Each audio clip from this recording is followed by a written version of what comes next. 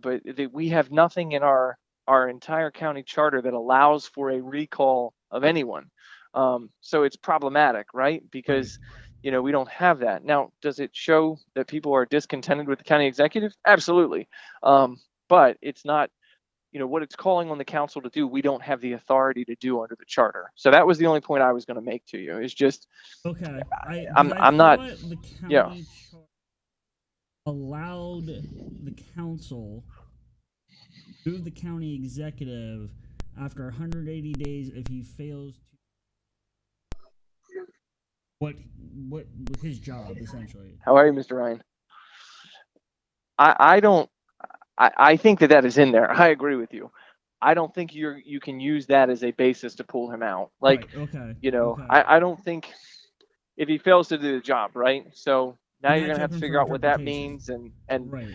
I don't think anybody fails to do the job, in my estimation, means you go to Bermuda, nobody can find you, you haven't showed up to the office for 180 days, and people Right. go, all right, so this guy flew the coop. That's what's happened here.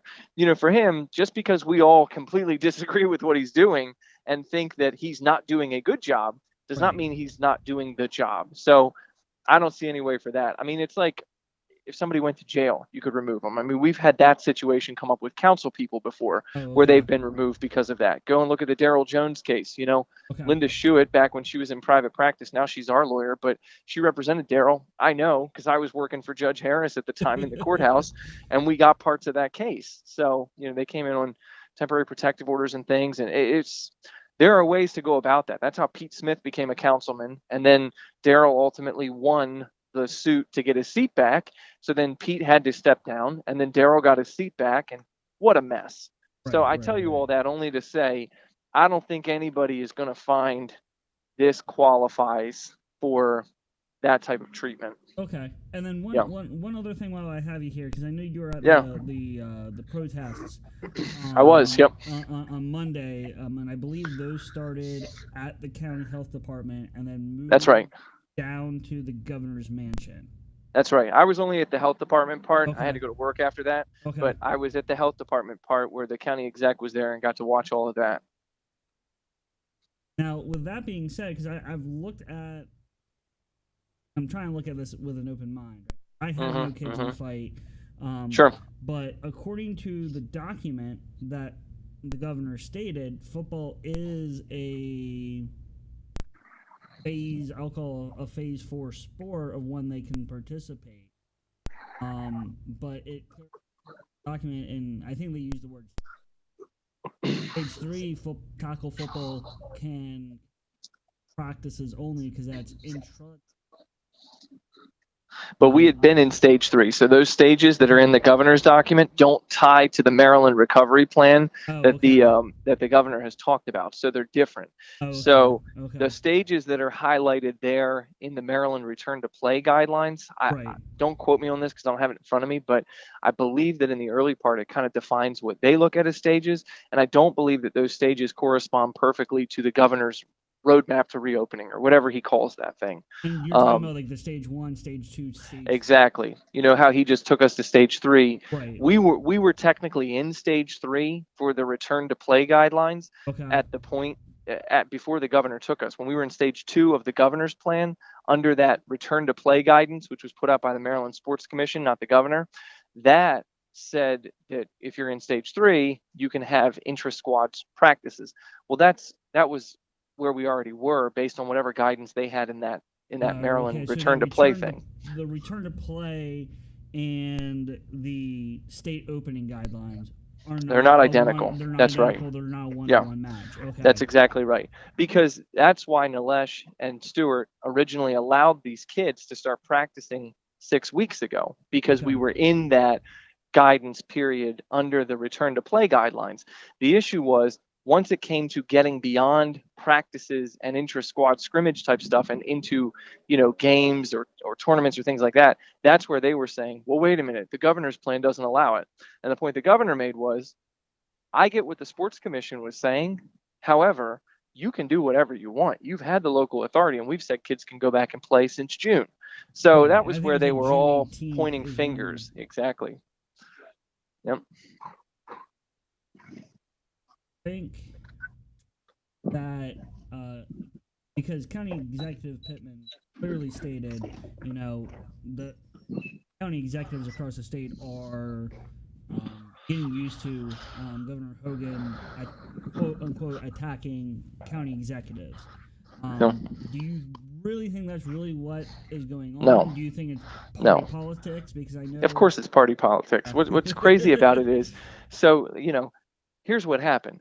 I'm at the health department the other morning on Monday. I'm watching as Stewart is talking to people. And as they're saying, you have the authority, you can fix this. He goes, no, no, no, no, no. The governor put out guidance. It's the governor. If you want to change this, you got to talk to the governor. That was Stewart's line to them. And so he Okay, was saying, go talk to the governor. Go talk to the governor. You and can that. look on the Anne Arundel Youth Football Association, AAYF, Yep. and they have the reopen page. They've got video of him saying it to kids, to parents, to everybody. That was him saying, go there. So all those people who were rallying at the health department go, well, if we got to go see the governor, then let's jump in our cars and go up the street. And that's what led to the rally up the street. Wow. Okay. Yeah, I was going to say, I'm assuming something was said for That's it right. to go to the governor's mansion. That's exactly. They had not originally intended to go to the governor's mansion. It was Okay. by virtue of Stewart saying to them, hey, It's the governor's. this is a governor issue. That's You why got to the talk to governor him. said, "Look, we've allowed it." That's why the And governor said, you're trying to pass the buck. Okay. We're not having that. Okay, right, That's why he because said that. He's allowed it. The state has allowed it, but local jurisdictions can. It would have been different if Pittman, if county executive. No, we've made the decision that this isn't allowed. Versus passing. That's right. That's exactly right. But he didn't want to say that. Okay. He didn't want to say that. And so instead, he said, we made the decision relying on the governor. And the governor has said this, and the governor that, blah, blah, blah. So that deflection is what then led to those folks going up to the Capitol or to the governor's mansion to talk to the governor. Now, once they got there, the governor, obviously seeing that, said, well, wait a minute, we need to set this record straight. So that's when he came out in his press conference and said, just to be clear, I've said kids can go back. You can be more restrictive than me, but there's nothing that I've said that prevents these kids from playing tackle football. So, the county executive the point is, there's a lot of finger pointing going on, right? Okay. But I think if you step back and you see what caused it to happen, the county executive was telling people, this isn't me. I didn't do this. I simply followed Hogan. And Hogan goes, if you're going to blame me for something, blame me for the right thing. Right. And then at that point, the county exec says, well, I guess you're picking on me. Oh, okay. All right. Well, if it's picking on you to try to set the record straight, then so be it. Right. I thought, because I did hear about the initial decision not allowed, because I know a lot of people Pasadena main area, and they reached out to First Alert, and all right, let me see what I can find out. Yeah. And then they said no. Then there was a protest, and then I did not catch, because I made a comment to someone like, sounds like Pittman is just buckling under pressure. But then we found out what Hogan stated, that hey, it's open, it's really up to the and then we got the video clip.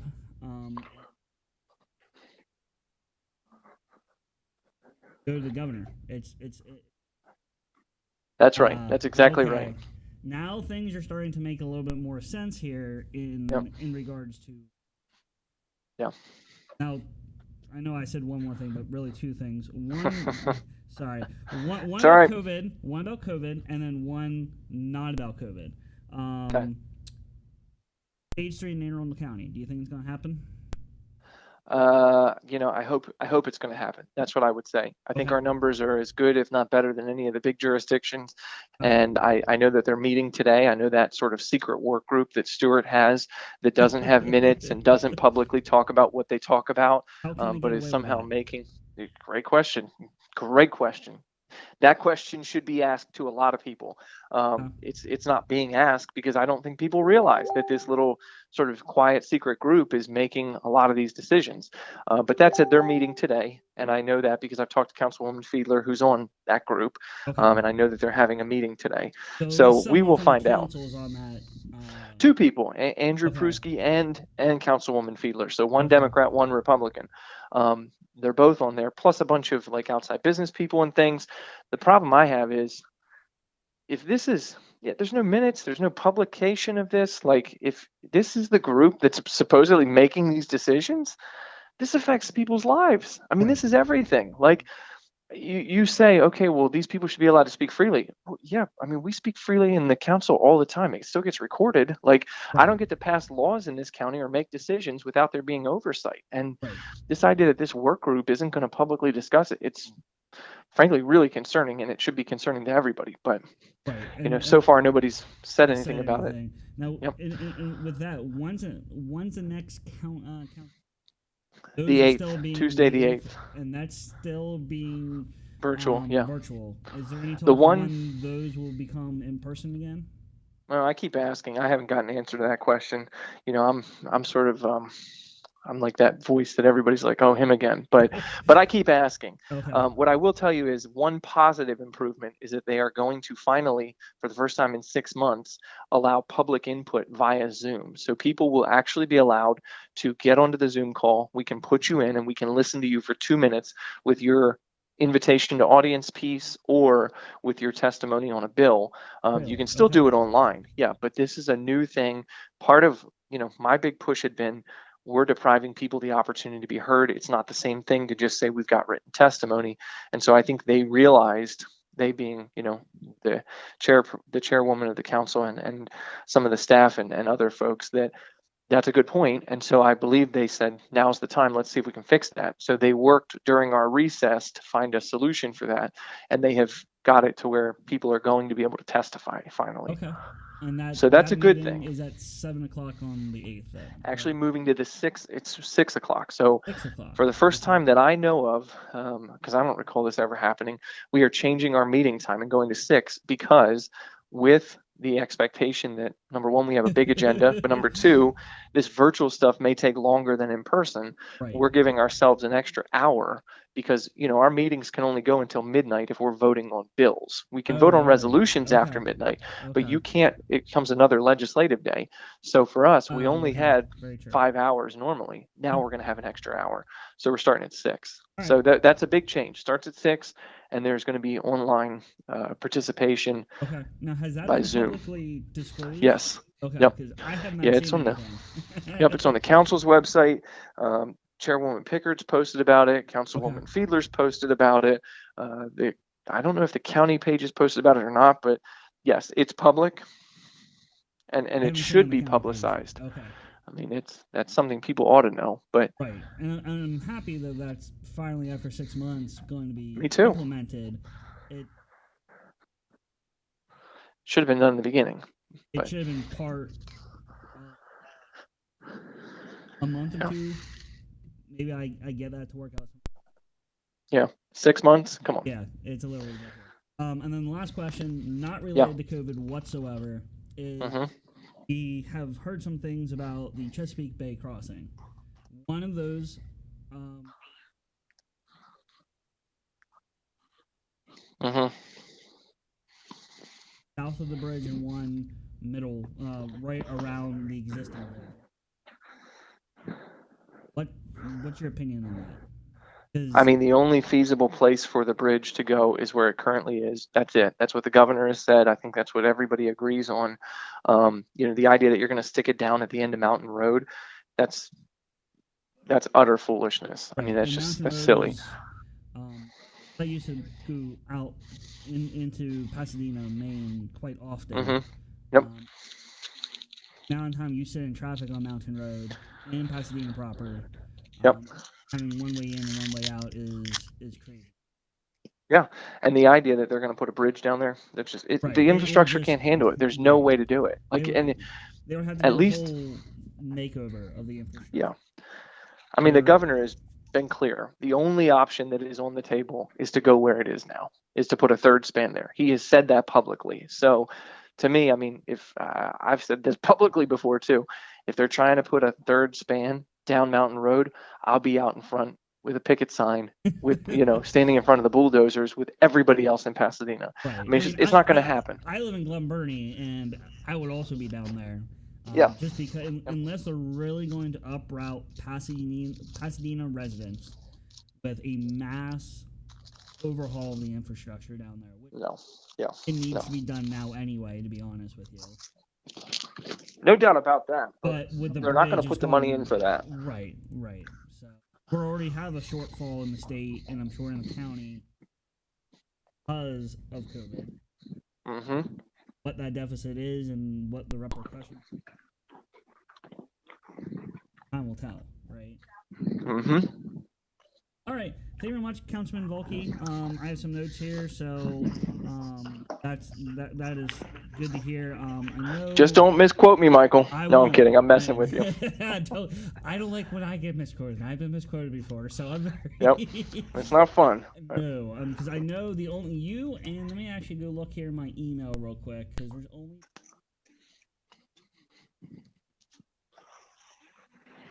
Councilwoman Fiedler.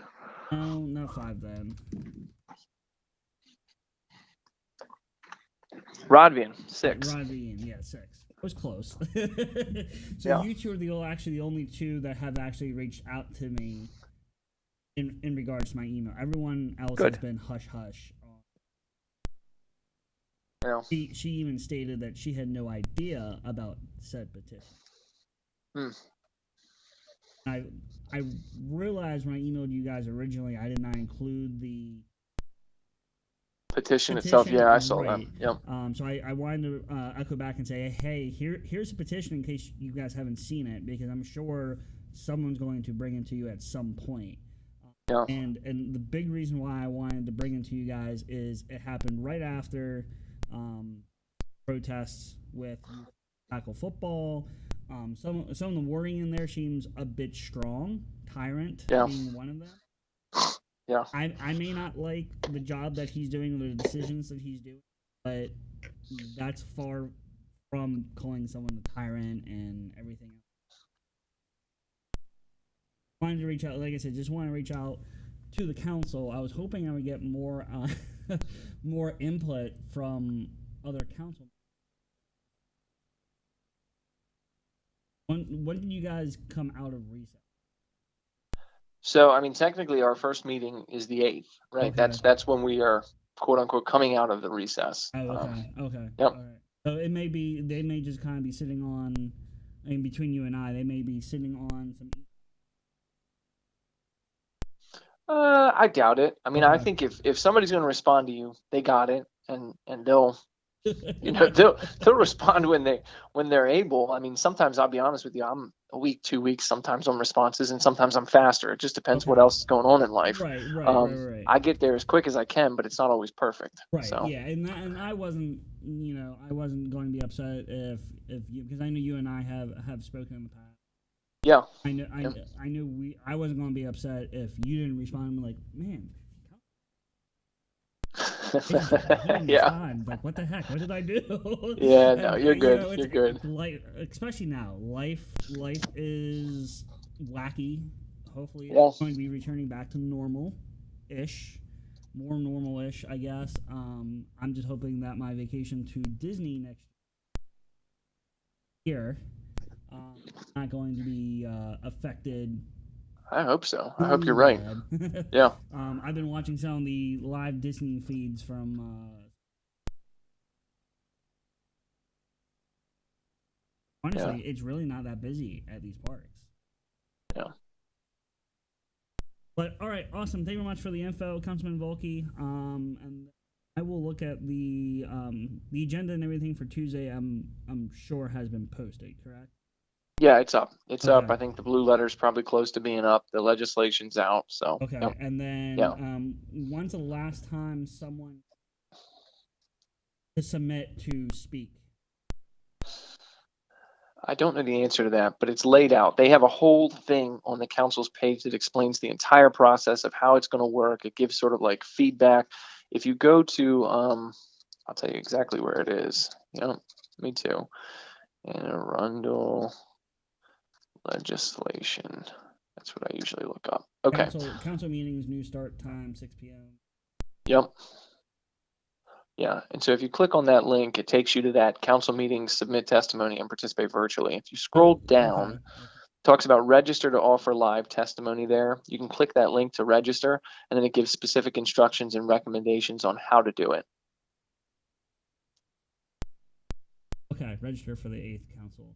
Okay, and that can be either for a bill or the public. That's right. Yep. I'm actually kind of, being an IT guy, I'm actually really surprised that you guys are still using. Yeah, I don't know. I don't know. That's what the Um, county has contracts with, so Oh, you okay. know And those are probably hard to change on a whim.